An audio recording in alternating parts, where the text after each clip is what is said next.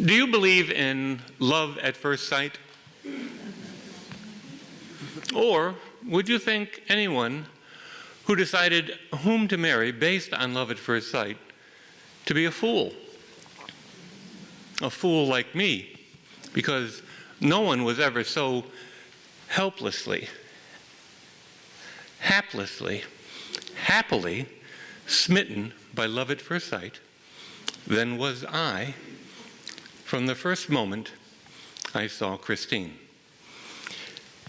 If you had been with me that Friday night in October 1967, you would have seen me as a skinny 18-year-old. Yeah, all right, it was a long time ago. A skinny 18-year-old entering a popular college night spot in White Plains, New York, the fore and aft. I had just arrived and had my hand stamped and was headed to the bar when I saw her, standing by the dance floor. Long, straight, auburn hair, beautiful smile. Her glasses were perched on the top of her head. I stood transfixed, unable to move, until I heard a clear, distinct voice in my head say, "That's the girl you're going to marry."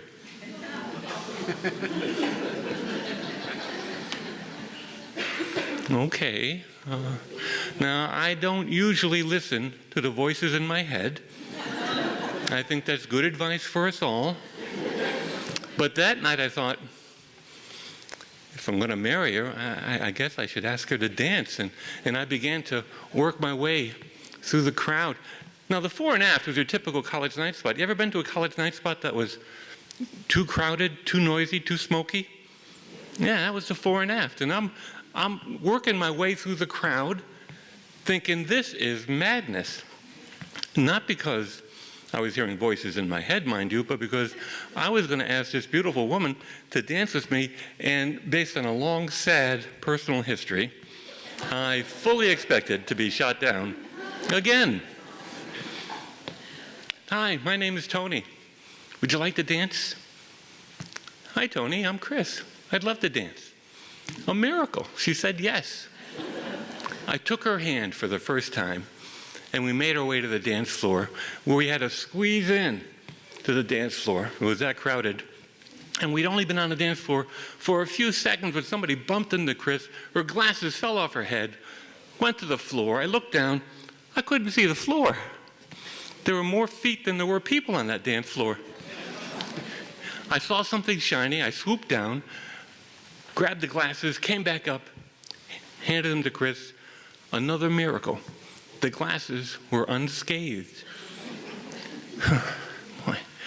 We both decided to quit the dance floor and go somewhere where we could talk.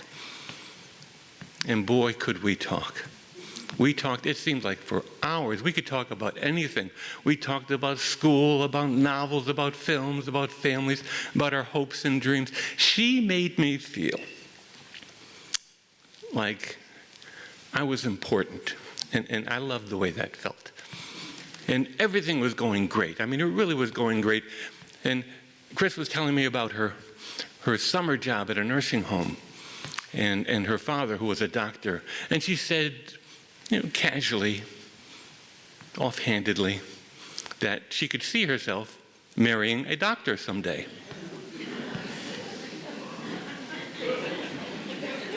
Well, clearly she had not heard the voice in my head. So, I took that opportunity to bring her up to speed on our future together. And I actually said, "Oh, wait a minute, Chris, you are not going to marry a doctor." And she said, "Oh, really? How would you possibly know that?" I said, "I know you're not going to marry a doctor because I have no intention of going to medical school." Yeah, she laughed too. And then I kind of dug the hole a little deeper, and this may have been rushing the relationship just a tad. I said, no, Chris, you don't understand. I'm serious.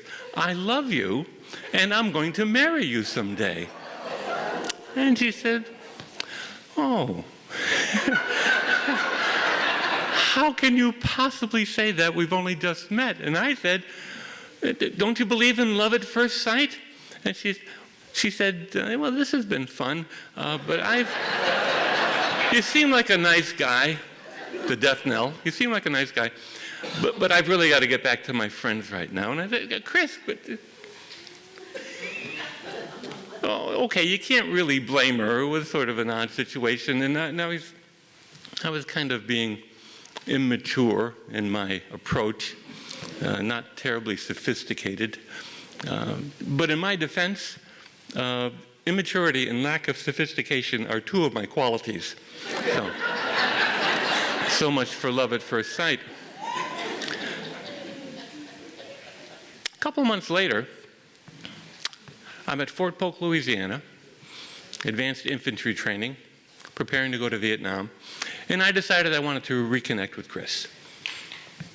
But I didn't know her address. I wanted to write her a letter. I knew her name and the name of her small hometown in New Jersey, but no street, no number, no zip code. I wrote the letter, and I mailed it to Chris Foley, Bernardsville, New Jersey. Another miracle. She got the letter. Bigger miracle. She wrote back. And soon we were writing, 3, 4 times a week, 4 or 5 times a week. And writing letters is a wonderful way to get to know somebody, because you don't have that immediate reaction from them. So you get to say what you want to say without adjusting it based on body language. So it's a very honest way to get to know somebody. And we were writing every day, and then I began calling her on Sunday afternoons. I'd get some time off, and I would call her from a payphone in Louisiana to a payphone in her dorm in upper state New York. And these long, inexpensive phone calls always ended the same way. I'd say, "I love you, Chris. Do you love me?" "Not yet." Hey, I was making progress. The whole concept didn't upset her. I'm a very patient guy. So I got orders for Vietnam, and I was on leave for 30 days, and I spent as much time with Chris as I could, and I was with her the night before I left for Vietnam. And as I was leaving, she handed me a book of 19th century poetry called Because I Love You. And she said, "Fitz, a woman at the nursing home where I worked last summer, gave me this book and told me to hold on to it until I met the man I loved. It's yours now." I said, "What's she saying?" She loved me. It's about time. I was a victim of love at first sight. Chris was a victim of love, eventually.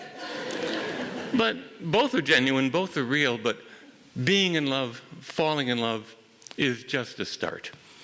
And talk about your miracles. This May we'll celebrate our 54th wedding anniversary.